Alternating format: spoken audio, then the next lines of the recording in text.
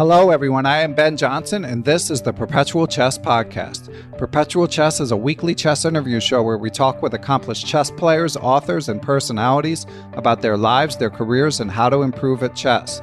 Perpetual Chess is brought to you through the generosity of its Patreon and PayPal supporters and by Chessable.com. Hey everyone, and welcome back to Perpetual Chess. We have a returning guest, a third-time guest joining us this week, always a crowd favorite. He keeps moving up in the chess world. Every time he joins the show, he is now the editor of Chess Life magazine, in addition to Chess Life Online. By the time you hear this, or shortly after you hear it, he will be making his debut as the Cover Stories with Chess Life podcast host, taking over for Dan Lucas, who of course remains with US Chess, but is passing the role along to John Hartmann, and I'm looking forward to hearing John in that capacity. He also obviously has been the book reviewer for Chess Life magazine, so always up on the chess literature, as well as chess tech and chess news generally. So I'm excited to bring him in and catch up with him. Of course, he also plays chess and working on his game constantly, something that we will eventually get to. But enough from me. Let's bring John in. John, how are you?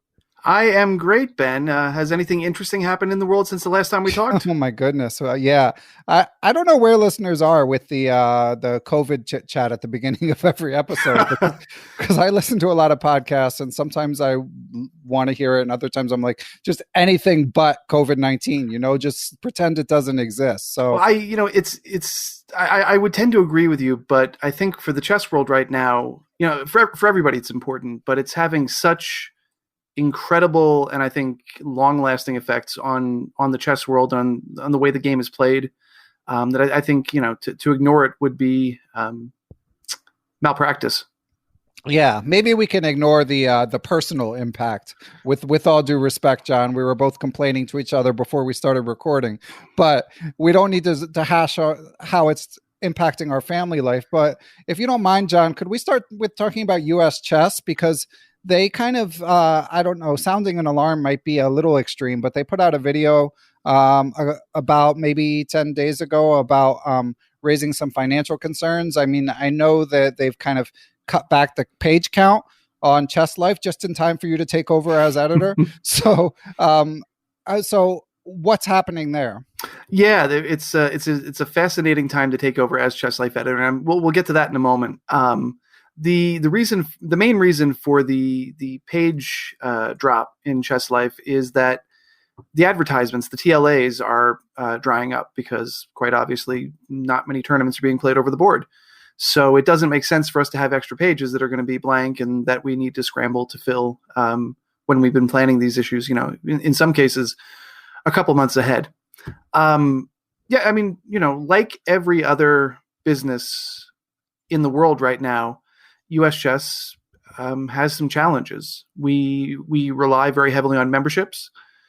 So if you are a member, please renew your membership as soon as possible. If you are not a member, and if you're listening to this, I highly encourage you to become a member, because US Chess is very diligently and deliberately trying to respond to this time. When we can't have over-the-board play, it presents certain challenges for the organization. And I think one of the things that has been exciting, especially as I've taken on more responsibility with the organization, is to see how this is sort of a catalyst for some changes that, quite frankly, probably were long overdue. So, to the outsider, and I've seen some people on the internet complaining about, US Chess is doing nothing, and I see all these tournaments being run by Ben Feingold and by Magnus, and where's US Chess and all this? Well, it may not be apparent, but we've been doing really an awful lot to try to provide value for our members. We've been running seminars and webcasts basically for the past month and a half. And as soon as we put out the call via email, usually these emails go to our affiliates and to our members, they fill up within a day.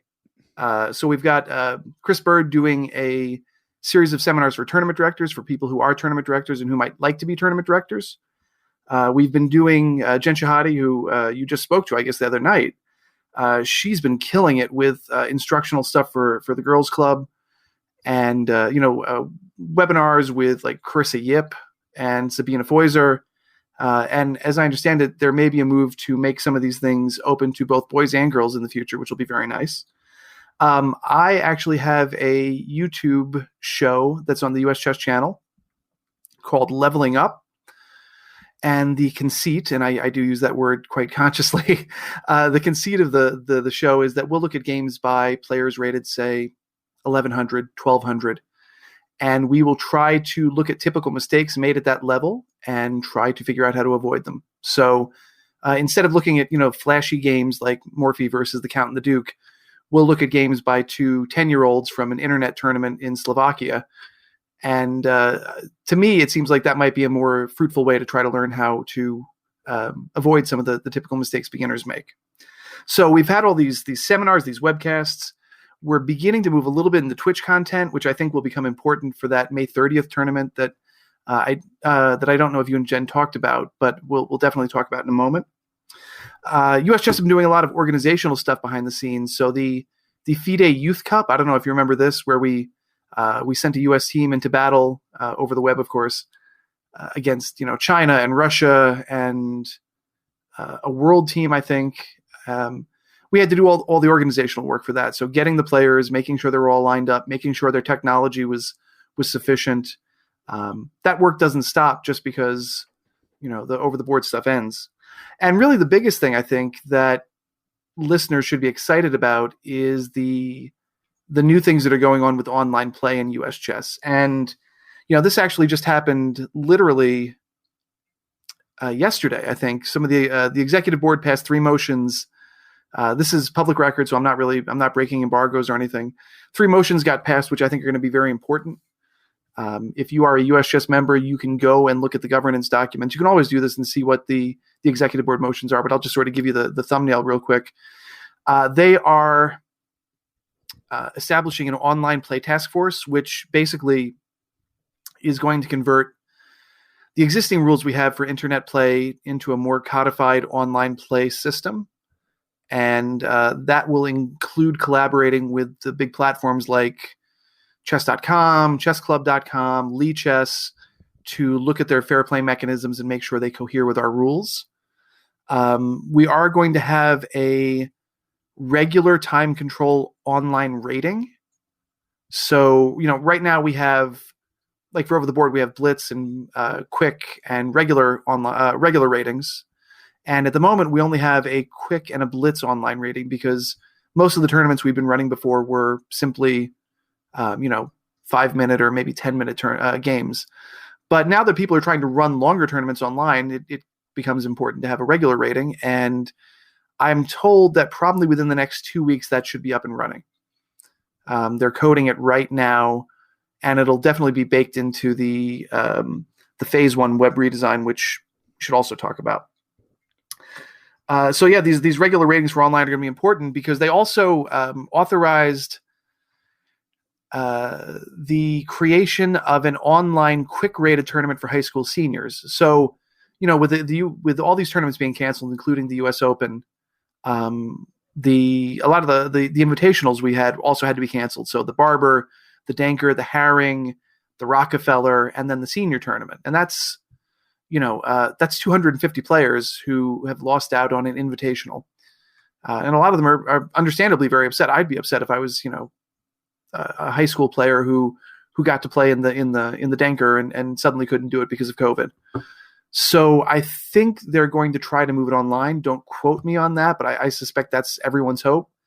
And this quick rated tournament for high school seniors, I think they're looking at it as a kind of test case. So if they can do this successfully, I would not be surprised. And again, this is not me speaking officially for US Chess. This is just me speaking as a US Chess member. I wouldn't be surprised to see that happen.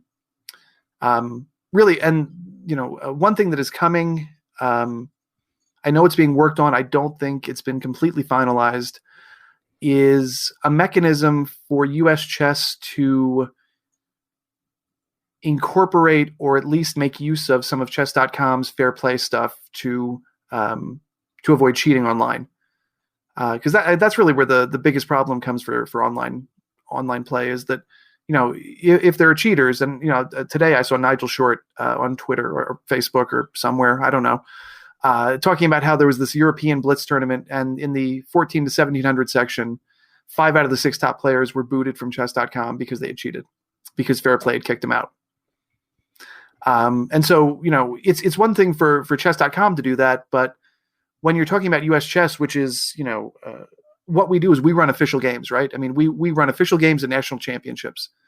Cheating there is even bigger. The stakes are even bigger there. So you have to have a mechanism where fair play is going to work within our national framework. And my understanding is that is being worked out. And I expect, again, speaking unofficially, I expect good things to be announced in the near future. Okay.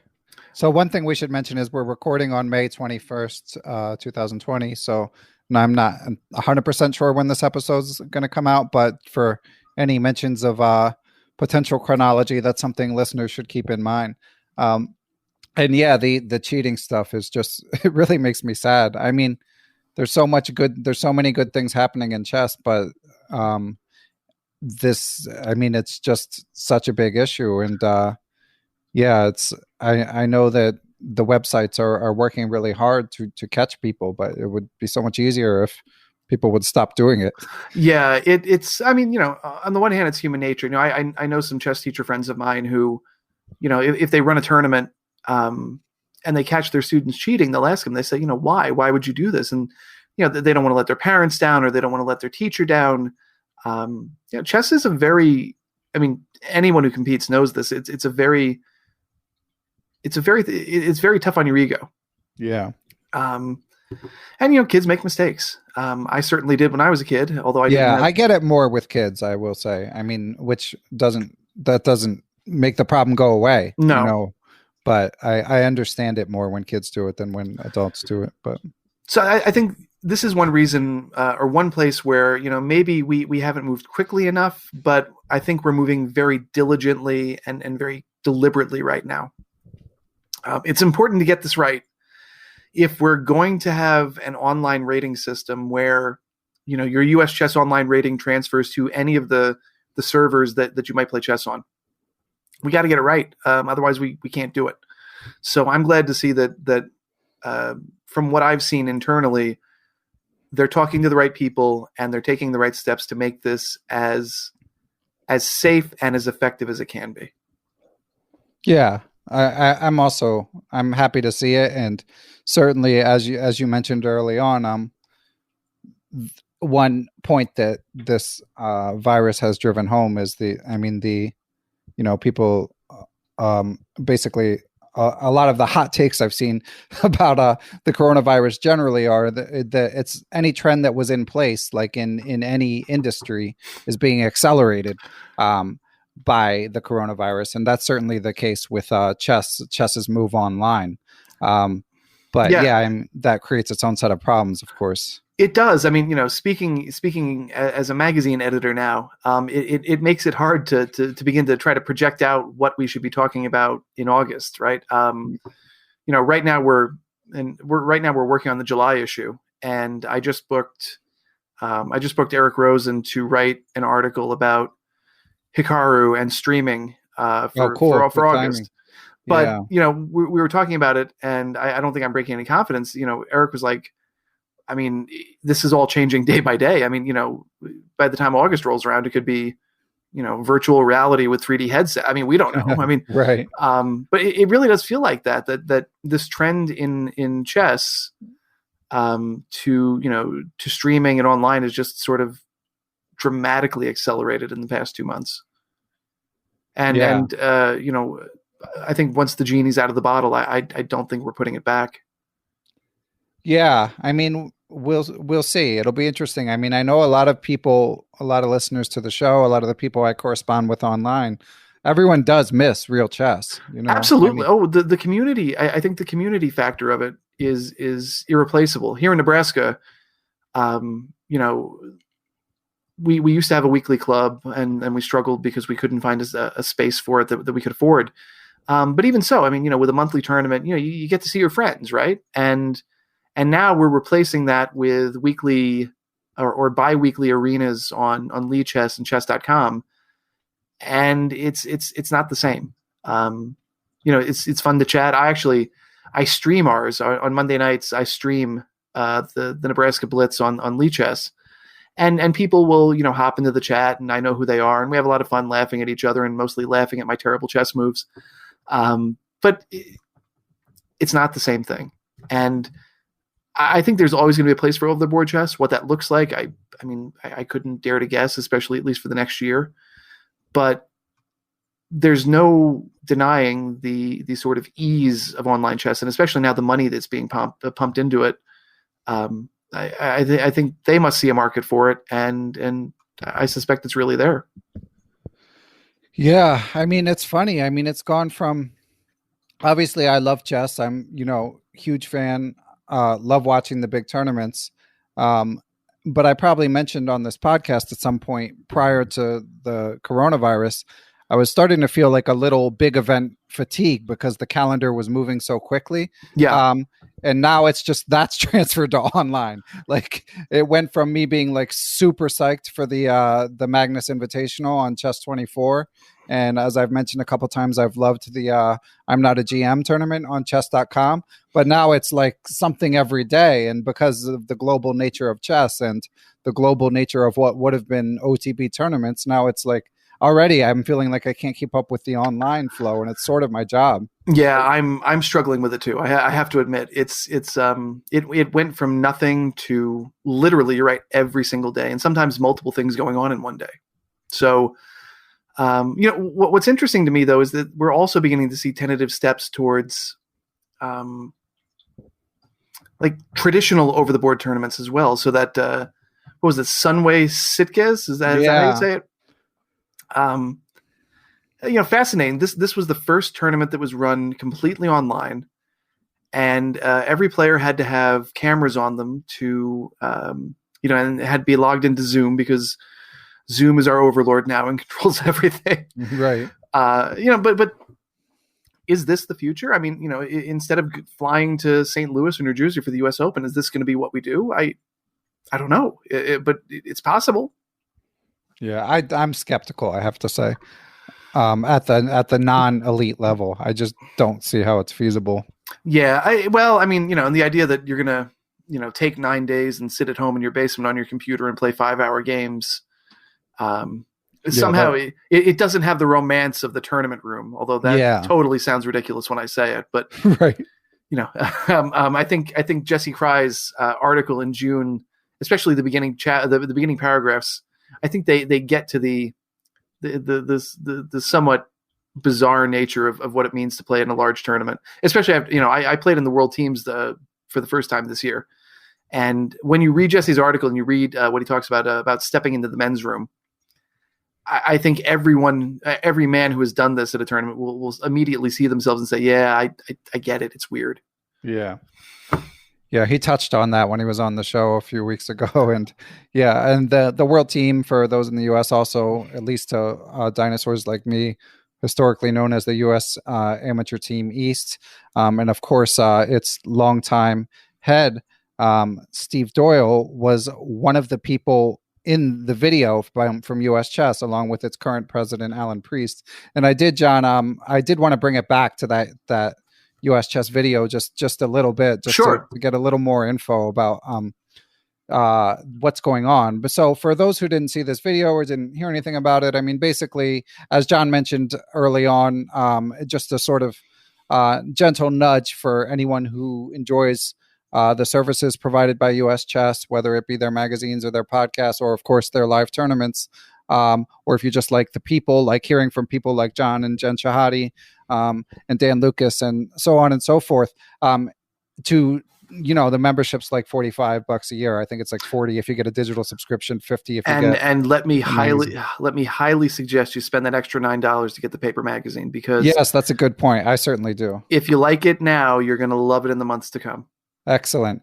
Yeah. But so they basically said that obviously the nationals, the big scholastic tournaments, in the spring are traditionally big revenue sources. I mean, you have thousands of kids coming in to play in these tournaments, so they're obviously revenue sources for U.S. chess. The membership of players themselves, and particularly scholastic players, are a revenue source. And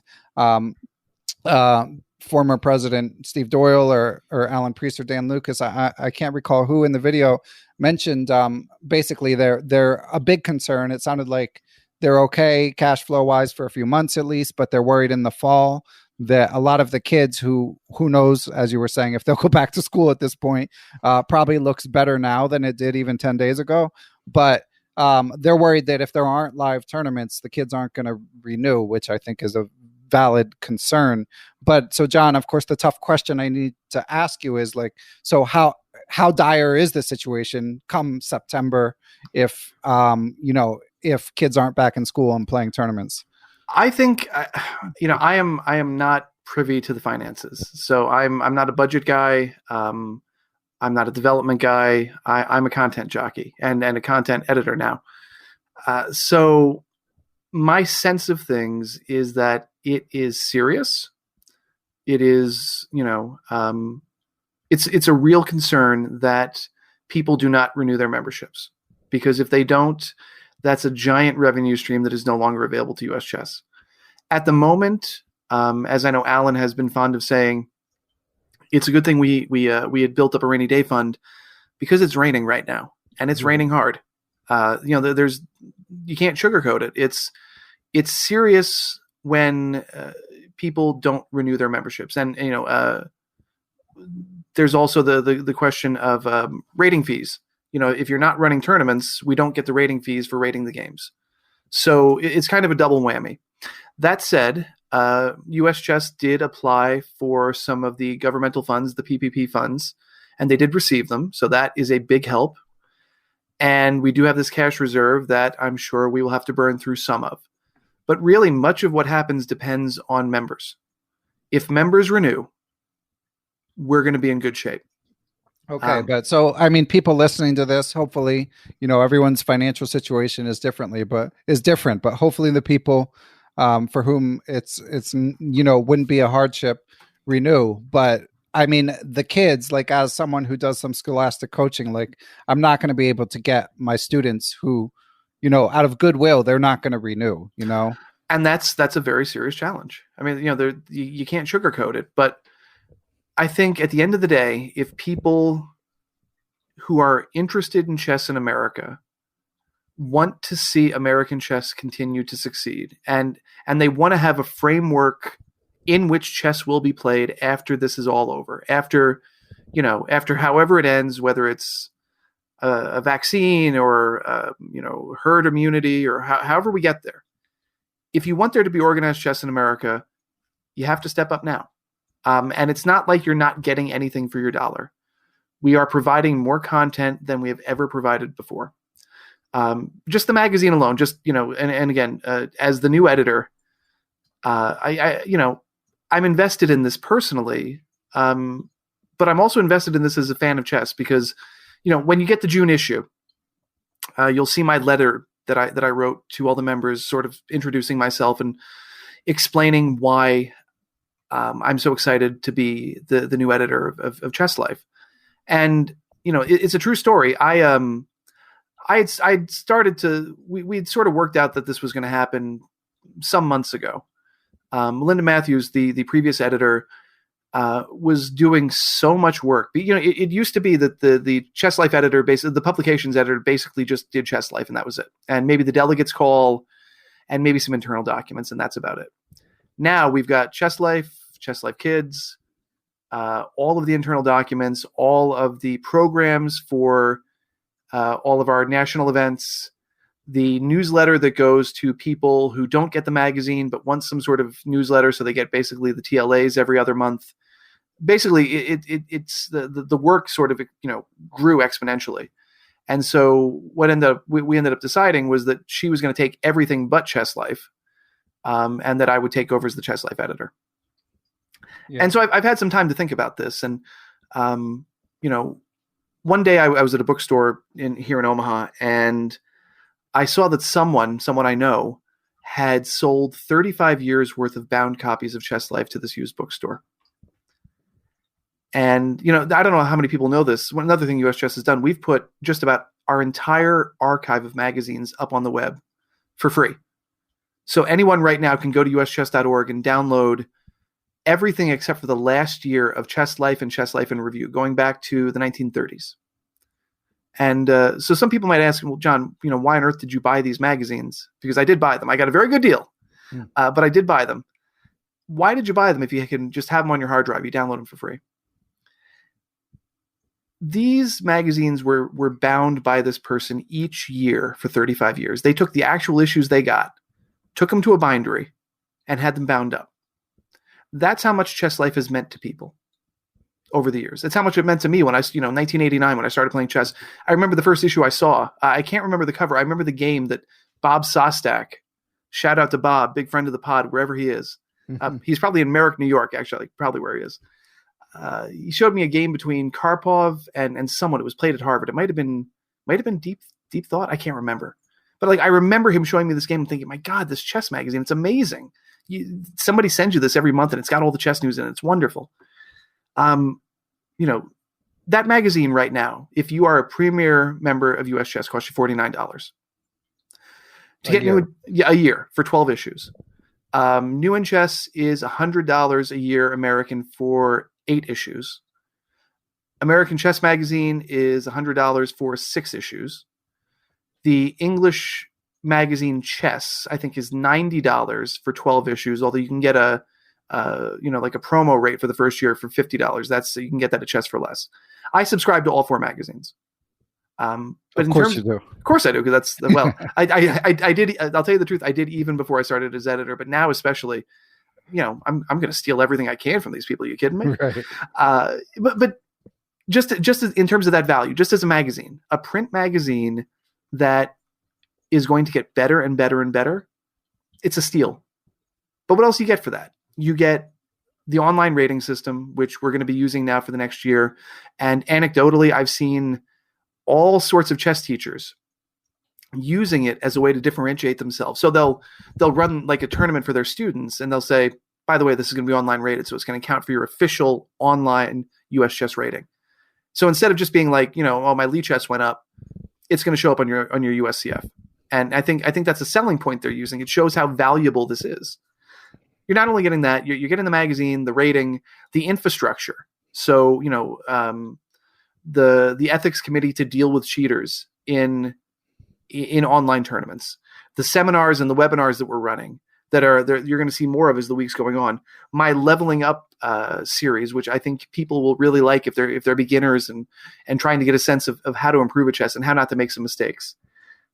All the organizational work that we have to do, and we're going to have to do in the future for all the youth events that we run, the FIDE youth events, the U.S. Championship, the senior, the senior championships, the Olympiad, the World Junior. Everything that we do requires support. Yeah. And if people don't step up now, a year or two from now, the robust organization you expect things from may not be as robust as it is now. So, I implore you, if you are listening to this, and again, I'm very aware of how this is affecting people, and it's a scary time for everybody, financially, medically, morally, ethically. It's this is serious. This is no joke. But if you can do it, if you can renew your membership, do it. If you got a buddy who can't afford it, maybe you pay for them. If there's some kids who are maybe would like to get Chess Life Kids, which is really it's a neat magazine. It doesn't get enough credit. Maybe you get a block of Scholastic memberships and then you give it to them. It really depends on the membership. And if you have deep pockets, we're always looking for donors. So don't be shy. Come out and help US Chess however you can. John, you're a natural born salesman. I have been preparing for this all day.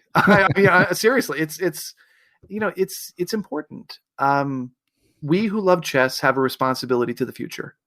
Yeah. We have a responsibility to those who are going to come after us. And I feel that as the editor of Chess Life. I mean, my God, if you had told the 15-year-old me that I'd be Chess Life editor someday, come on. Yeah, I would have soiled myself. You'd ruled out the Yankees by then, right? Don't ever speak ill of the Yankees now. No, I'm saying at that point you figured you're not going to be playing for the Yankees. Oh, well, that was a given. I mean, I'm squat and untalented. Right. Okay. But Chess Life has been an important resource for people, and I want it to be that way for the next 50 years. That all depends on people doing their part now. So excellent. Okay, yeah, and I renewed for 2 years, which is the max the website. So actually, you can do this. By the way, you can actually we checked on this because another thing that's coming is we're redoing the website. So we've got a phase 1 and a phase 2 reboot, and we kind of had to put phase 2 off, but some parts of phase 2 snuck in. Don't worry about the technical part. Anyway, what I was told is that in order to make it so that you could renew like 6 years or 8 years, they'd have to code the old website, and it's not worth doing since the new website is supposed to be up in like July. Sounds like Chessable. Yeah, we should talk about Chessable, man. They're killing it. Yeah. But what you can do is you can actually renew like multiple 2-year blocks. So for those who are so inclined, you can do that. It's a little more work, but I think you will agree we're worth it. We're definitely worth it. Okay, good to know. Yeah, I'll throw another couple years on there. We appreciate it. Okay, so excellent. I think you made a compelling case, and yeah, I mean, and just one thing to keep in mind. One last thing on this for listeners, especially in the U.S. and we have a lot of international listeners again. So I mean, as well. So anyone internationally listening, I mean, you could make a small donation if you listen to the podcast or read CLO or whatever it may be, or just support your own federation. Which I'm sure many federations are dealing with similar issues. But I just want to say, I mean, the U.S. Chess, like, they have great people there now, and it could definitely be worse. So, nature abhors a vacuum. I mean, I think from what you say, John, it sounds like it's not a 5-alarm fire or anything, but I mean, this is a good time to take stock of things that you appreciate and make sure that they make it to the other side of this. So yeah, I do want to say for international listeners, I am now the editor of Chess Life, but I'm also retaining editorship of Chess Life Online, and so anyone can go to uschess.org and see what we have to offer there. We have podcasts. We have 4 podcasts every month. We have a YouTube channel where we'll be putting up more content. If you just like really good chess, one of the things that I think got completely ignored during the candidates, and I'm really mad about it, we had GMs Aagaard as our guest commentator for the candidates, for the first half of the candidates before it went to, before it got postponed. He was doing a game of the day, and the annotations, look, I looked at just about all the annotations I could find. His were by far the best. And they're available in downloadable PGN format and in replayable format. You can also download a PDF if you are so inclined to play over those games with a board and pieces if you're old school like me. So you can go to uschess.org and find that right now. If you go to CLO and then you click on the right hand page where there's the categories, if you click on candidates, you'll find those reports. You'll also find videos that he and I did that are on our YouTube channel, where he tells you exactly what he thinks about all of the players. He pulls no punches. All that's free. Well, it's not free. It's free to the people who come to see it, but it has to get paid for somehow. If you like that sort of thing, if you want to become a member, an international member, that is fantastic. If you just want to donate, that is really helpful too. But all that stuff is there for you. Come and check us out. Yeah, and I think I told this story or some semblance of it before, but speaking of GM Aagaard's videos on the candidates, in round 2 when Caruana lost to Ding Liren, and he played this novelty, and I could not understand that game because everyone was kind of swooning over Caruana's novelty, and then he just lost. So, and of course I can't understand these games anyway. No, they're tough. But so I watched like 3-4 videos and they were all really good. And I learned something different from every one, but I still couldn't really figure out what went wrong. And it was GM Aagaard's video where he actually, for US chess, where he actually, espoused a theory, a plausible theory that there were like a very tangible move order mistake that Fabiano made in the opening. So that video, and shout to Brian Caron for bringing it to my attention when I was talking on Twitter about how I had no idea what happened in that game. So yeah, that's just one example, but just wanted to throw that in there because yeah, I did greatly enjoy his coverage of the candidates as I do his coverage of everything. Yeah. Which I mean, there's so many directions we could go, John, but so I think we should. Well, let's go to you're leaving behind chess books because I mean chess book reviews. But John, first, speaking of Chessable a few minutes ago, let's take a break to hear from them. Absolutely. If you are a regular Perpetual Chess listener or a classic chess book reader or both, you are probably familiar with The Art of Attack in Chess by I. M. Vladimir Vukovic. What you may not know is this classic chess book is now being expanded on Chessable.com as Grandmaster Simon Williams himself, the Ginger GM, fierce attacking player, is making a video course to supplement this classic book. So I personally am looking forward to checking this out, and I recommend you do the same. Go to Chessable.com and have a look at The Art of Attack in Chess video course by Simon Williams. So one bit of bad news in all of this, your new gig, John, is that you will no longer be doing the book reviews for Chess Life, but there is a silver lining in who will be taking over. So John, who's it going to be? Correct. The new book reviewer for Chess Life is none other than International Master John Watson. I was very excited when I asked him to do it, and he was a little bit hesitant, but eventually he agreed. And I think anyone who has seen John's reviews for The Week in Chess, I think they will really like what they see in these first reviews. I've got the first 3 in the can, so to speak, and they're very, very, very, very good. Are you able to reveal to us what they are, John? Yeah. So for my last review was in May, and I talked about correspondence databases. So talking about tech stuff, by the way, one thing about tech, by the way, for those of you, since we probably won't get to it and there's so much to talk about, for those of you who are using the Stockfish development engines, for those of you nerds like me who are doing that, they just put large page support in. So read the material on that, set it up on your system. If you've got a lot of memory, you're going to get about a 15 to 20% boost on your Stockfish speed. Okay. Now that nerdery is over. Yeah. I did something about correspondence databases in May. And so for the June issue, which should be out shortly by the time you hear this, John reviewed Beyond Material, Ignore the Face Value of Your Pieces and Discover the Importance of Time, Space, and Psychology in Chess by Grandmaster Dvorin Kulisevic. I think that's how you say it. I'm terrible pronouncing name. Yeah, I'm not getting involved. Yeah, you're on your own there.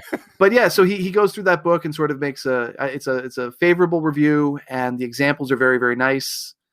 And he also sort of makes the case for why reading books is still important in the age of the computer. July is Christoph Selecki's book on 1D4. Excellent. And originally, I hate doing this because originally, and I don't know if he's going to get mad if I say this or not, he had written like 3,000 words, doing a review of the 1E4 and the 1D4 book. And unfortunately, compared to Twick, where he could just put it all out, he's only got 2 pages. So we had to kind of cut it down to the D4 stuff. But again, I think he contextualizes the book really, really well, sort of explaining the difficulties in writing a book like that and where he thinks it succeeds. And I think people really get a lot out of the review. The last one that he just did is about Kazimzhanov's DVD on the Benoni. Which I have also checked out. Yeah, I looked at it a little bit. It looks really, really excellent. So I haven't read that as much yet because we're still working on the July issue. But I think, John literally wrote the book on the Benoni. So yeah, that's a good point. Yeah, I had John's book back in the day. Yeah, and I know he still plays it from time to time. So I think I think there's probably nobody better in the world to review that than him. Cool. Yeah, exciting stuff. And yeah, John's walking chess encyclopedia.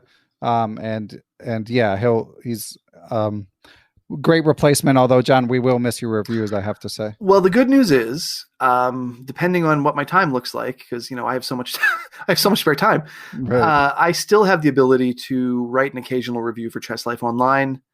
And possibly for my own blog, chessbookreviews.wordpress.com, where anybody who is interested in my 6 years of book reviews can go and find all of them. So yes, I will link to. Yeah. One of the things I'm thinking of reviewing, I don't think John's going to review it, so I feel safe in doing it, is the new translation of the book on Donner. Yeah. Have you seen this book yet? I know it exists. No, I need to do a Donner deep dive. It is, and the author just died too. Munninghoff just died a week or two ago. So he did live to see the translation, which is nice. But yeah, what a great book. This is not a book you're going to learn a whole lot of chess from, although there are like 30 annotated games at the end, quite a few of which are Donner miniature losses, because apparently that was kind of like an ongoing joke in Dutch chess circles. That someone put together a book of his short losses, including that famous one to the Chinese player from the '78 Olympiad. But this book paints a picture of a world that doesn't exist anymore. Donner was a child of privilege in post-war Netherlands. His father was a very important judge and government minister. I think his brother ended up being a government minister too. And Donner was just this complete bohemian, iconoclast.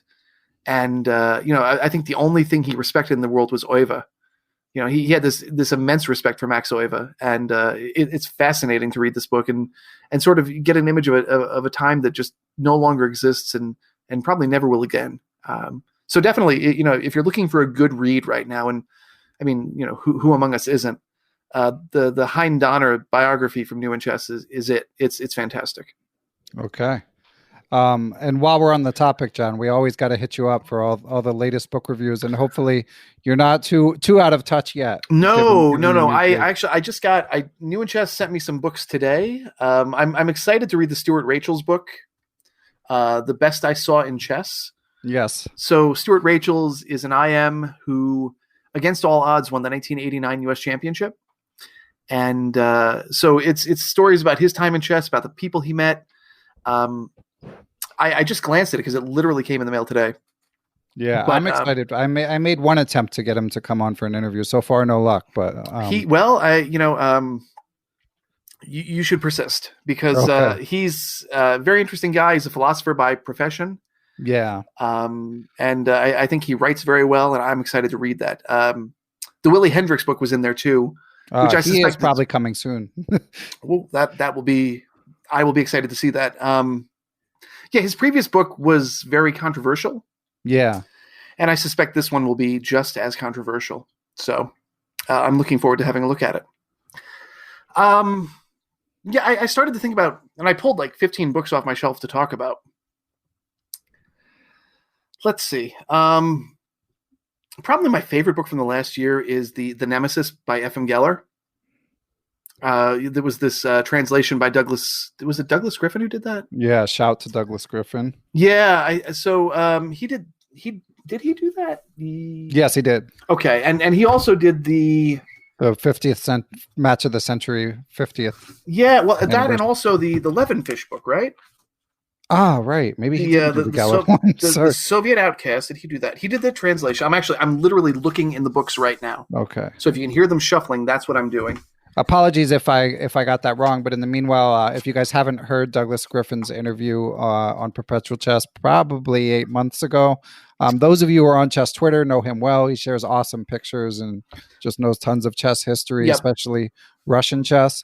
And what's great is he puts freshly translated stuff up on his blog all the time. Yeah. So I think he just did Botvinnik's annotations to the first 3 games from the Oiva Alyekin rematch. And again, totally free, which is, incredibly generous of him. Quick note, the Geller book was not translated by Griffin. It was translated by John Shugden. My apologies to everyone. Yes. But Shugden also does a great job. Yeah, the Geller book, that was my December 2019 review. And it is, that this is the sort of book that you can have on your shelf and you can go and play through the games again and again and again. And Geller was such a brilliant player. The line that, Botvinnik famously said that, before Geller, we did not understand the King's Indian. He was that important a strategic thinker. And for someone like Botvinnik to say that is pretty impressive. So the games are brilliant. The annotations, what I like about it is I think Aagaard did a very good job of not allowing the new computer discoveries to overwhelm it. And Max Notkin, who did the Russian edition, he put a few notes in sort of, in the text so that you could see where maybe Geller, his analysis could have been improved. But then I do believe that, Aagaard mostly let that stand, and there are very few intrusions of computer analysis into Geller's thinking. And for me, that's the most important thing. You play through these games like, Levenfish's games or who else was I thinking of? Some of the annotations in Nikitin's book about Kasparov. You play through these not to get the computer analysis. You play through these to see how the great players were thinking. And you couldn't do better than the Geller book. For me, it's possibly the book of the year. Wow. Nikitin's books, these are the ones from Elkin Ruby, coaching Kasparov year by year. I really like them because you don't get this sort of unvarnished look at a young player very often. I can see how some people might be frustrated by it because there's the promise of you're going to learn how we trained Kasparov. You get some of that, but it's probably not as much as people would expect. It's certainly not as much as maybe you saw in Tukmakov's book about coaching the stars. Yeah. But to see unpublished games by Kasparov and to read what his coaches had to say was going on behind the scenes, I really, really like these books. My only complaint is that they weren't packaged together as one volume. I kind of felt like volume 1 and volume 2 could have gone together as one book pretty easily. And, but that's a small complaint, I guess. You just have to, you got to shell out more money, but you're supporting a small bookseller, and that's probably not a bad thing. Other books that I really, really like, let's think. The Anand Files. You just had Avalon on, and of course you had Peter Heine Nielsen on very recently, who figured prominently in that book. I can't think of a better match book or tournament sort of, behind the scenes book than you're going to find than the Anand Files. Just brilliant, brilliant stuff. Details that, and detective work that Avalon must have really, he must have sweated to get these things. Yeah, I think he did. And for anyone, a ton of people told me they really loved the Peter Heine Nielsen sort of oral history. So for anyone who did, that means you'd like this book. Absolutely. It's, you can't say enough good things about it. And my understanding is that all of the author's profits are going to charity. So that's also very, very nice. So yeah, definitely a book to consider if you are looking for something to read. The game analysis is also outstanding, of course, but really I read it for the dirt. Yeah, I wanted the gossip, and there was plenty of it. Some less well promoted books. So who is the publisher on this? Chess University or Russian Chess House. Viktor Golenshenev, training program for chess players. They just put out a new book for first category. I think they had one for like 1400 through 1800. And then they just put a new one out for 1600 through 2000. The editor-in-chief is Karpov, but I don't really think he did a lot of editing for this. I think his name is just on it. If you're looking for a really like it's like a chess textbook. That's the only way I can put it. And it doesn't have a lot of bells and whistles, but what you get in this slim little hardcover book is basically like lots and lots of chess positions that are very well explained, covering endings, tactics, strategy. There's some stuff in here on pawn structures at the end. like having a pawn majority, different like isolated pawns, things like that. It's a really educational book, and not a lot of people talk about it. So this and its earlier counterpart, training program for chess players, I can't remember what it is, second category probably, definitely worth checking out if you're looking for improvement material. Other than that, very sad note this year. Go ahead. Oh, I was just going to say, I mean, that's already plenty. Well, there are a couple more I do want to talk about just because, okay. I don't know if all the listeners are going to know who Bob Long was. I mainly know from your Facebook tribute. Yeah. Bob Long was a chess publisher, the Thinkers Press publisher, who lived in Davenport, Iowa, and he was murdered in his own home in January. Just a horrific crime. He just put out. So Bob Long. There's a lot to say about Bob. I got to know Bob quite a bit because my wife's family lives in the area of the Quad Cities, and so whenever I would go out there, I'd go to his house. We'd visit. We'd talk books. He would inevitably try to sell me stuff. Quite often, it worked. He ran chess festivals. He had a chess shop in downtown Davenport where I played my first FIDE rated event. The guy was a chess entrepreneur and a fascinating guy. I did not always agree with him, but that didn't bother either one of us. I liked him a lot. He published right before he died, and I think I've got probably one of the last books he sent out before he was murdered. Purdy's Search for Chess Perfection, his latest edition of that. So Thinkers Press not only published Jeremy Silman's first book or Mark Buckley's, he published the first edition of Reassess Your Chess, Mark Buckley's Practical Chess Analysis, which is like this little cult classic that some people know about, Andy Soltis's Confessions of a Chess Grandmaster, which actually the last time I saw from Bob, I bought one of his last copies because I didn't have it. He published all these really important books, but he was also the authorized publisher of Purdy's estate. And so he published everything that Purdy did. And this, go ahead. Who was Purdy for those not as deep in the weeds? Yeah, CJS Purdy was an Australian chess writer and correspondence player in the 40s and 50s. Bobby Fischer famously said he was the best chess teacher out there. I said he was the best chess annotator. And, when Fischer says something, people tend to pay attention to it. So, yeah, this edition of Purdy's, basically his collected writings, Bob had just published probably his last edition of it. And it's sitting here and I'm looking at it and, a lot of our great American small publishers are dying. Bob Long was murdered. Dale Brandreth just died. Bobby Dudley died a couple years ago. All these people who, before there was a Quality Chess, before there was a New in Chess, before there was a Russell Enterprises, these guys, they were keeping chess literature alive. And it's really bittersweet for me to look at this book and know that it, I think he mailed this on January 2nd and he was killed a day or two after that. And it's painful for me to look at it because, knowing what happened, but it's also, I'm really glad I have it. And anyone who is interested in Purdy, you should definitely try to get it. I think it's still being sold on Amazon and it's money well spent. You will not regret buying this book. One other book I did want to mention.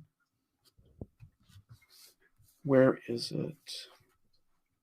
Oh, Fundamental Chess Strategy in 100 Games by Borislav Zlatanovic.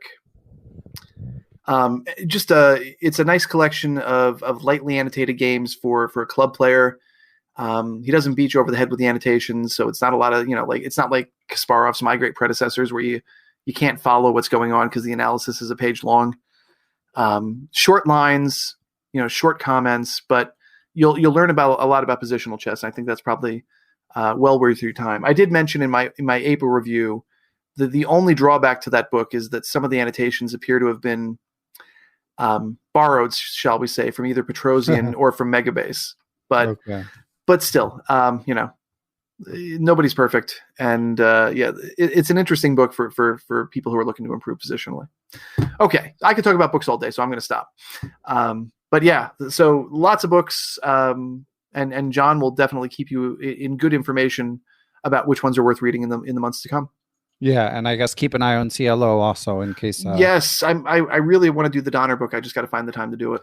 Excellent. Okay. Another thing to talk about, John. I mean, you mentioned GM Aagaard. Of course, he and RB Ramesh were both on. They were on the show separately and then together. They're doing their 365 Chess Academy, and I know that you are a faithful member. I do not know how on earth you find the time to keep up with the content, let alone the homework. But what's the inside view, John? I think Jakob, who I've gotten to know a little bit since I met him in July at the US Chess School. I think he would tell you that I've not been as faithful as I should be, but I'm doing my best. So yeah, the 365 Chess Academy is, if you are serious about your chess and if you really want to work, this is the place for you. It is not cheap. It's $500 for the year. When I signed up for it at the beginning of the year, I already knew I was going to be taking over Chess Life. And so I viewed it as a sort of investment in myself that if I spent the money on it, I would be more likely to do the work. And it's, to some degree, it has worked. I've kept up to some degree with the homework club, which for me is the most valuable part. The homework club is a set of, how many is it? Is it 16 positions that you're emailed every week? On the first sheet are 6 problems that are basically tactical in nature. Some are easy enough for idiots like me to get. The last ones are harder. There's a sheet of 6 problems where you're going to have to use all of your thinking skills to solve them, and you have a set amount of time to do it. So if you're a grandmaster, maybe you get 40 minutes. If you're a regular human being, you get 60. And then the last page could be anything. And the last problems on that page, like 15 and 16, they're the sort of problems that give Sam Shanklin trouble. So they're tough. Each week, Aagaard goes through all the answers in a video. And that to me is worth it, just in itself, to watch someone explain how to solve really, really complicated positions. Not just someone. He's premier trainers and authors in the world, but yeah, he's an excellent teacher, and even someone like me, an A player on a good day, I'm able to get a lot out of it. And in fact, one of the things that I really like that he's doing right now is he's taking over the under 1800. The under 1800 course, and with Rainier Castellanos, they're doing it together largely, and they explain material very, very well for class players. So you don't have to be a GM to get something out of this. Although if you are a GM, I suspect you will get quite a bit out of it too. Yeah, I mean, I know they, as we talked about when I had them on, I mean, they've got young hotshots like I am Christopher Ewer, and I know they've got a couple other IMs in the group, and players on down from there. I think they've got some grandmasters. They've got players whose names you would know. We'll put it that way. Some of which I just sort of figured out by looking at their user list on the user dashboard inside their website. Not all these names are public, but there are names there that listeners would know. So yeah, it's and again, this is not I'm not getting paid to say this. I paid money to join this, and between him and between Ramesh's lectures on strategy and now on practical endings, well worth the money. Ramesh is an excellent teacher. I didn't know that when I signed up. I mean, I knew he worked with all these Indian kids, and he was getting good results, but I didn't know if he could speak to someone like me. He can, and I'm really, really happy with it. Okay, yeah. So, I mean, so many resources. It's amazing. Well, it's hard because the homework club could take 8 hours a week if you let it, and I don't have the time. So, I do what I can, and then I watch the video, and I'm amazed at how much I didn't see. Yeah, I mean, I have to be totally honest about my experience with them. So, like, they put me into the club in advance so that I would be able to talk about it, like having seen some of the videos before the interview, before I interviewed them. And I was hoping to join. I mean, I was willing, and I mean, they're still sending me the stuff, but I'm not going to just free ride all year. If I consume it, I should support them, but I haven't been able to pull the trigger, because even though I'm now working on my chess, it's like, 1 hour a day on a good day, and there's so much I need to work on in terms of my opening repertoire and just like actually doing tactics, that if I had another hour, I think I would I would be on board, but that might need to wait until quarantine is over. Yeah, no, and I mean, I think that's the difficulty for all of us right now. Those of us who are fortunate to still be employed. I mean, we're incredibly fortunate, but at the same time, having kids at home, or all of the stresses that are added onto us by being in this situation, it means that, something like chess study, just, you have less time and less energy for it. And we have to be realistic about it. People who are writing the great novel right now, hats off to them, but I'm tired. I'm tired. And, but what I like about this is it gives me, it gives me something every week that I know I have to do, right? Or that I know I should do. And for that reason, I like it. It's the hard calculation stuff that, before I had my great performance at the US Open, that's the sort of stuff I was doing. And I think that's partially why I did so well, is I was really working on calculation. This stuff, it's spoon fed to me.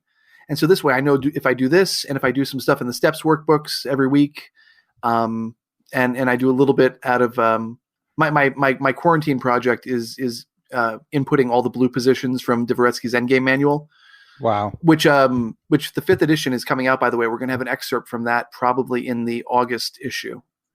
Of Chess Life. Yeah. I got to talk to Karsten Mueller and Alex Fishbein, because they did the revisions, and it was really interesting to hear them talk about, how they knew Mark. Well, in Karsten's case, he never met him, but Alex had studied with him, and how it felt to sort of be revising the book after Dvoretsky's death, and some of the discoveries they made. Really, really interesting stuff. And so that's been my project, is I'm doing that. I'm doing some stuff in the steps books. I went back to step 4 and I'm starting over because I just can't see anything anymore, and I need to work on it. And then I do some calculation stuff from the Aagaard, from the Aagaard homework stuff. And then that's it. That's what I do for chess. I mean, it sounds like a pretty decent recipe under the circumstances, right? Well, I mean, assuming I do it, that's the problem. I mean, it's just, it's either that, or I go watch Rick Steves and zone out. And, I feel kind of nerdy saying that, but that's like my zone out thing right now, is watch Rick Steves talk about, going to Sicily and how exciting it is. And then I feel better. I don't know what that says about me, but that's what I do. So that's my chess stuff. Anyway, I don't know how we got to Rick Steves, but shout out to Rick Steves. Yeah. I mean, yeah, it's hard. There's shows I would like to be watching as well. It's a tough time. And then you have the single, maybe fun employed, maybe unemployed, but even if they're employed, but they just can't do anything social for them, some of whom I'm, internet friends with, those young chess players, they're just going to be out for blood when the tournaments come back, and they're like, studying all the time, playing online tournaments all the time. Shout out to Megan Chen, who I interviewed as an adult improver. She's playing like, I can't even keep track just from following her on Twitter, like 8 online tournaments a day. It's just like, how can I compete with these people? No. And that's why I feel like I got to go, I got a woodshed now. Or, by the time we get out of this, I'm going to be back down to 1500 again very, very quickly. Yeah. But there's bigger issues in the world. That's for sure. There's nothing more important than our ratings, Ben. Come on. I hope not. Yeah. we should all be so lucky. Yeah. Anyway. Yeah. So yeah, 365. Yeah. If you have the money and the interest, worth your time. Okay. Yeah. And one other thing you mentioned. So you mentioned you've had some good results, such as at the US Open. But you also emailed to me that you've had some frustrating results. Go ahead. I had the tournament of my life at the US Open. I picked up 100 points. I beat my first master. I had to cheapo him to do it, but I did it. Hey, it all counts. It all counts. I played possibly the single best move of my life in a king and pawn ending. When I showed it to Alex King and Jakob Aagaard on Facebook, they did not. Oh, are you still there? I'm with you. Okay, yeah. Sorry, my screen just went dark. I think it's because I hadn't moved the mouse in an hour. Wow, we've been talking a long time. Yeah, when I showed it to them, they did not get it right away, which made me very happy and made me feel like a smarty pants for once in my life. So yeah, I had a great tournament and I put in work and I had a couple of good results after that. And then I came home and it all went to hell. Part of the problem is that I have learned that in contrast to the example of my great tournament director exemplar, Harold Stenzel, anyone on the East Coast or anyone who plays Goichberg tournaments knows who Harold Stenzel is, the man with the loudest shh in the world. I cannot play in tournaments and direct at the same time. I can't do it because I lose focus and I just play like a potser. So, I picked up 100 points in Orlando. Was it in Orlando? Where was it? I don't remember.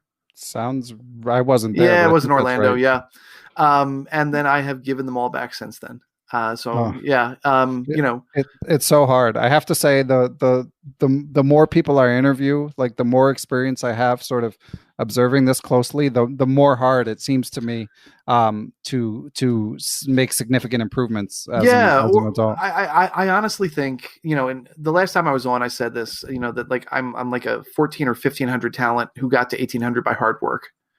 And if I don't keep the hard work up, the results are not going to stick. So yeah, that's the worst part. You don't even stay still. Like, no, I always think of Alex Lenderman, who I interviewed in the early days of this show, saying, if you're not getting better, you're getting worse. Yeah. And I think especially for adult improvers, I think that's 100% right. And, you talk about these kids who are online all the time and, like all they're doing is chess right now.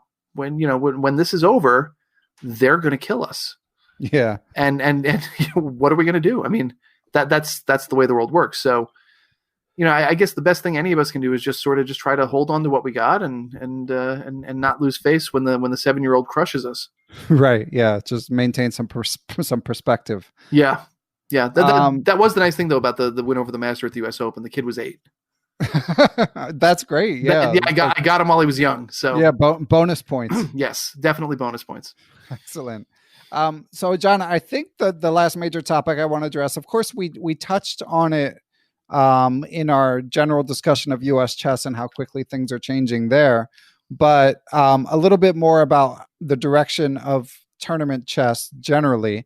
For one thing, you volunteered to discuss it, and then when I mentioned it to the Patreon and PayPal supporters of Perpetual Chess, Stuart Katz, thank you, Stuart, for this laundry list of excellent questions, which to his credit, he said just pick and choose, but they're actually all really good questions. So maybe I'll just read them all, John, and you can just sort of philosophize from there, as I know you have training in. What I do best.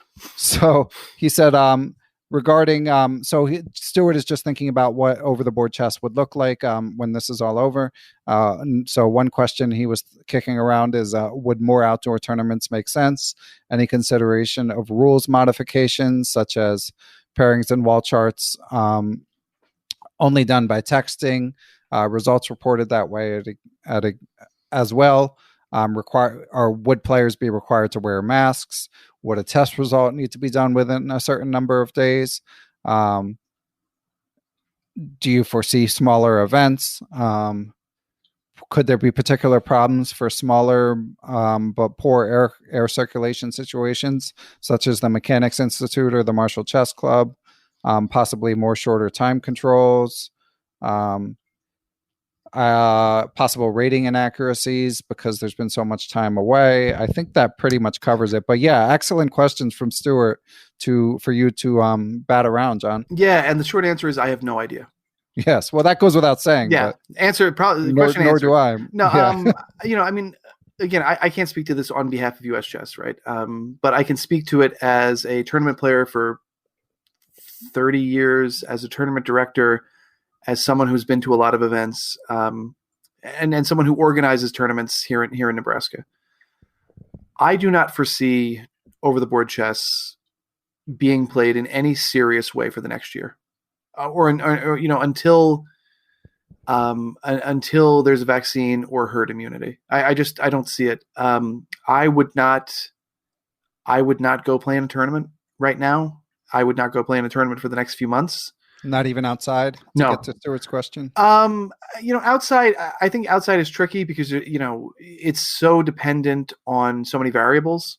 If you're trying to schedule a tournament for 2 weeks out and you're trying to get 100 players to show up, you have no control over the weather.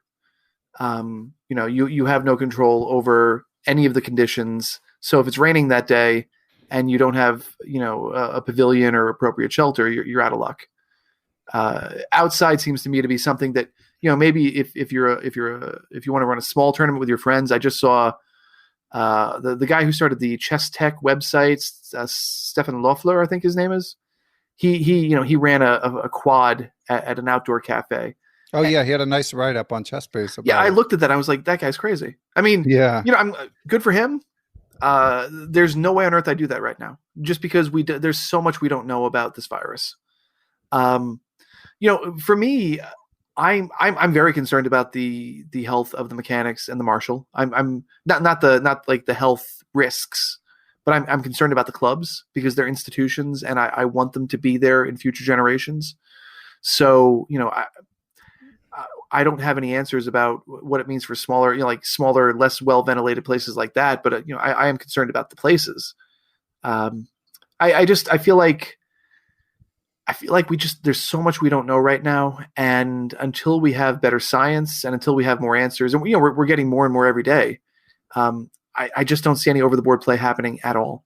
Or again, outside of me playing a rated match with someone who's in my quarantine pod, Yeah. I got a friend who I feel very, very comfortable with, and we play like a rated match, and that's it. And you rate it, or who? Yeah, I mean, you'd have to be a TD, but becoming a TD through US Chess, so long as you have the rule book and are willing to attest to the fact that you've read it, you can become a TD. So, and if you really want to learn more, check out the various TD show seminars that are being streamed every week live and are available on our YouTube channel.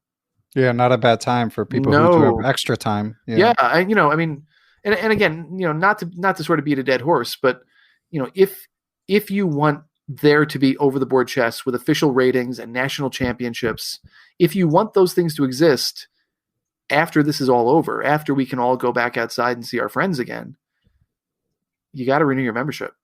I mean, at the end of the day, that's how US Chess is able to thrive and continue doing things for American chess players. Yeah, and the mechanics and the marshal. Absolutely. I mean, right. I mean, it's things like, if you love a magazine, whatever the magazine is, renew it. Renew your membership right now if you're able to do it. I mean, I'm paid up, for the New York Review of Books for like 3 years because I think it's important and I want it to be there for the next 3 years. I subscribed to the Atlantic, and then I saw today they still had 68 people laid off. Actually, I just resubscribed to the Atlantic for that exact reason. Because I was reading the stuff online. I was like, I got to support this. US Chess is no different. If you appreciate what we do, and again, the magazine. The magazine. There are so many cool things that are coming for it. Beginning even in the July issue, some new things that you haven't seen before. Some new writers for us that you haven't seen before for writing for you, or some of them you haven't seen writing for us in a long time. If you like that, become a member or renew your membership and do the premium membership so you get the magazine. Because, if you don't do that, the magazine's not going to be there. Okay. I think you've convinced those who are convincible, John. I will keep saying it until you cut me off. But I'm on board. I mean, let's be clear. But I do want to quickly espouse my one hot take in relation to Stuart's questions, and mine is just that I don't like, once there is either a vaccine or a herd immunity.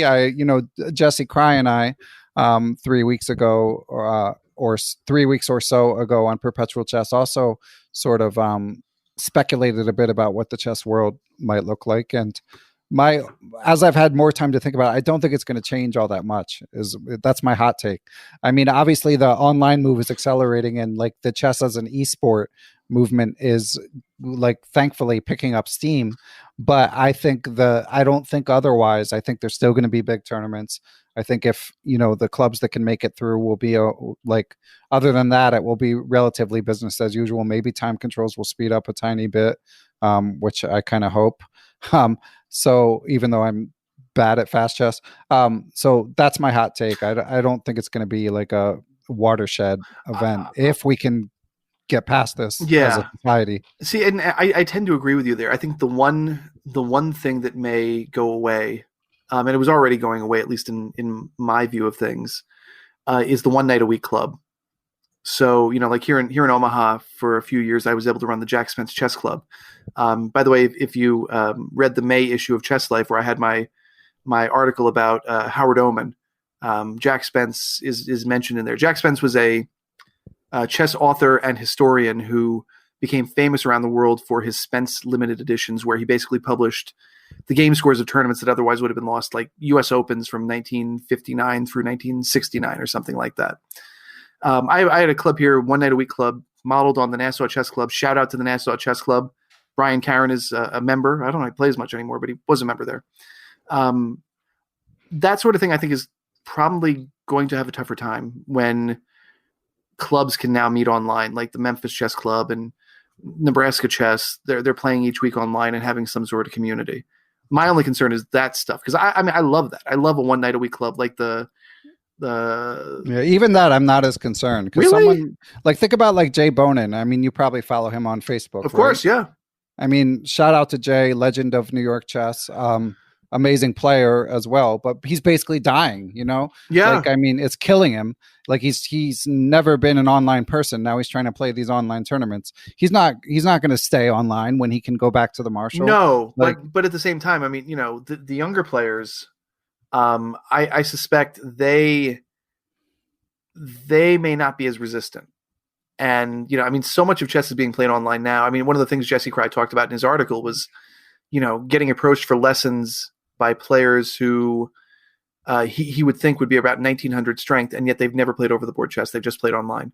Right. That sort of stuff. I mean, there's a mutation, and Okay, but those people already weren't playing tournaments. Right. But I'm saying I think that's going to accelerate.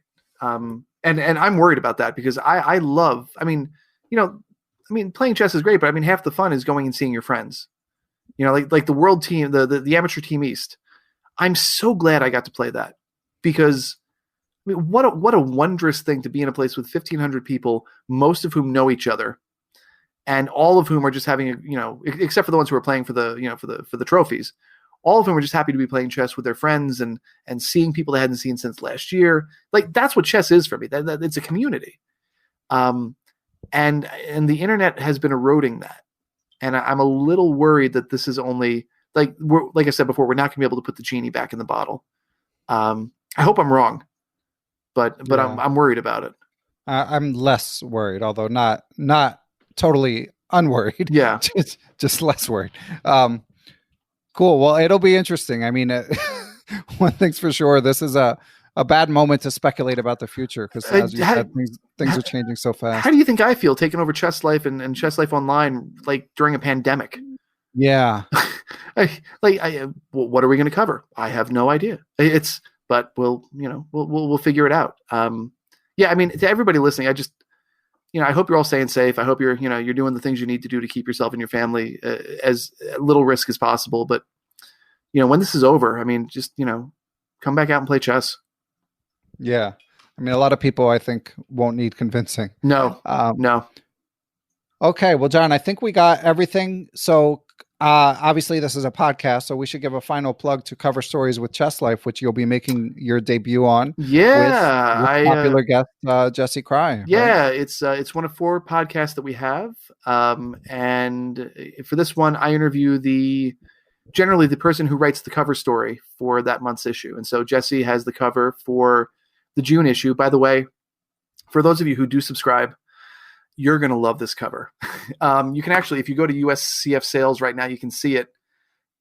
It's amazing, and it fits the times very well. And Jesse did an amazing job. So I'm going to be very excited to talk to him. And then after that, we'll be doing it every month. Okay. Yeah. And the other podcasts, of course, Jen Shahadi's Ladies Night. Dan Lucas is still going to be doing One Move at a Time. Yep. Right. Yep. And Pete Cara, help me with his name. Karagianis? Yeah, Pete Karagianis does Chess Underground. So lots of podcast offerings from US Chess. Yes. So listeners can check those out. I'm certainly looking forward to hearing you talk to Jesse. Yes. Um, If you're looking for me, you can find me on Twitter, twitter.com/HartmannChess. Twitch on Monday nights, if you want to laugh at my terrible blitz moves. Although I did have a 14-move brilliancy the other day. I will just plug that. Nice. You can find me at twitch.tv/HartmannChess.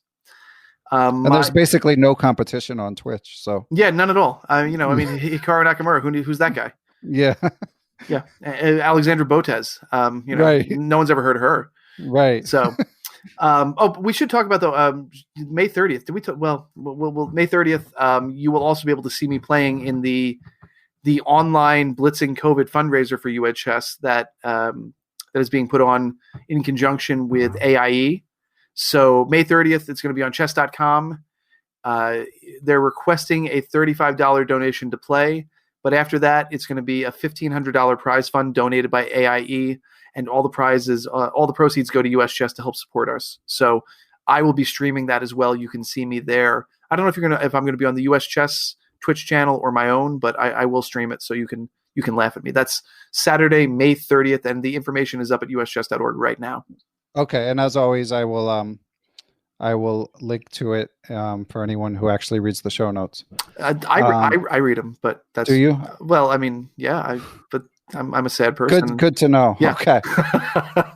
All right. Well, thanks, John. Fun as always. Congratulations on the new gig. Thank you. We will miss your reviews, but the promotion is well deserved. So thank you. I hope to earn everybody's trust. So hold me to the high standards I'm trying to set. Excellent. Sounds good. All right, John, have a good night. Thanks, Ben. Special thanks to my producer, Matthew Passy, and thanks to you all for continuing to listen to and spread the word about Perpetual Chess. You can spread the word on Twitter. Follow me. I'm at Beneficial1. You can join the Perpetual Chess Facebook group and continue the dialogue about each interview after it is released. I also want to thank the people who've written a few new reviews on Apple Podcasts. That's good to see. Reviews on other podcast platforms and YouTube are also appreciated. But of course, most of all, I would like to thank the people who provide financial support to the show, especially these days as a lot of our lives are in upheaval. We're stuck at home. There's work changes and all that stuff. So it means the world to me that you guys have stuck with me and even in some cases added new support in these crazy times. So thanks. I really appreciate it. For anyone who's able to support, it is the Perpetual Chess Patreon page, where you can donate through PayPal if you go to perpetualchesspod.com. So with that out of the way, first of all, of course, I would like to thank the sponsor of the show, Chessable, and I also would like to give extra special thanks to the following people and entities for their support. They include Quality Chess Books, the Capital City Chess Club, the Apprentice Twitch channel, Andrew Bach, Austin Clough, Benjamin Porteau, Kathy Carr, Chad Oliver, Dan O'Hanlon, Danny Davidson, David Schreiber, I am Dimitri Schneider, I am Eric Rosen, Faraz Sawaf, Gary Foreman, Greg Nattel, Greg Shahadi, Guven Manet, Jens Green, John Jernigan, John Rockefeller, John Cromarty, John MacArthur, Kelly Palmer, Kevin O'Callahan, Lorraine Dore, Lucio Casada Silva, the law offices of Stuart Katz, Michael Can, FM Michael Oblin, Mike Zelazny, Moonmaster 9000, Peter Sodi, Reuven Fisher, Seattle Chess Club, Thomas Stanix, Thomas Tachenko, Todd Bryan of StrongChess.com, Todd Kennedy, and I also would like to give thanks to the following people and entities: Aaron Waffler, Ace Vallega, Adam Ralph of ChessEngland.com, Adrian Gutierrez, Alex Pejas,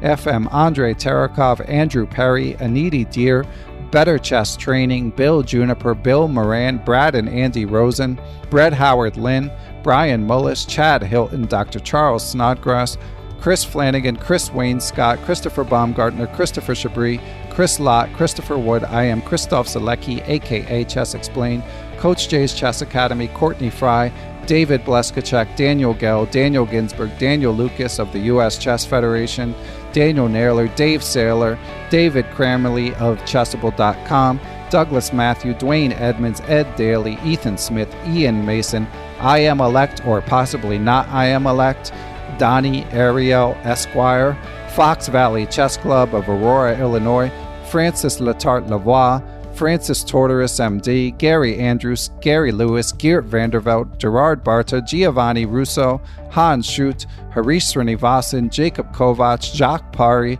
James Aspinwall, James Bonastia, James Murr, Jason Onfung, Jason Woolham, J.Deep Chakrabarty, Jeff Anderson, Jeffrey Martello, Jerry Wells, Jim Ratliff, J.J. Stranad, Dr. John Fallon, John Fernandez, John Fontaine, John Hartmann of the U.S. Chess Federation, John Jeffrey, John McMurtry, Jordan Goodwin, Jose Rodriguez, Justin Gardner, Jen Shahadi, Joel Rocky, John Thompson, Grandmaster Josh Friedel, I am Kare Christensen, WGM Katarina Nemtsova, Kelly Palmer, I am Kostya Kovyutsky, Krishna Gopala Krishnan, Kyle McAvoy, Larry Wrightforth, Laura Belyovsky, Martin Knudsen, Matthew Passy, Matthew Tedesco of SeattleChessMeetup.org, the Mechanics Institute Chess Club of San Francisco, Michael Allard, Miguel Araspati, Mike Clem, Mr. Mike Shahadi, Mitchell Fabian, Nate Solin, Neil Bruce, Olaf Mueller-Michaels, GM Pascal Charbonneau, Pasi Passanen, Paul Bain, Paul Clarkson, Paul Sweeney, Paulo Santana, Peter Lux, Randy Temple, Ricky Grijalva, Richard Hollenbach, Roy Yearwood, Ryan Berg, the Say Chess YouTube channel, Scott Dougherty, Scott McKinnon, Sebastian Finsterwater, Stefan Roller, WGM Tatya Vabrahamian, Tim Brennan of TacticsTime.com, Tim Seymour, Timothy Ha, Tom Edsel, Thomas Komanich, Tony Rotella, Tyron Price, Wayne Beam, William Brock, William Juniper, William Hogarth, William Peterson, FM Zhao Chang of Chess1000.com, and last but never least, Zhivko Soryanov. Thanks for listening, everyone, and I will catch you all soon.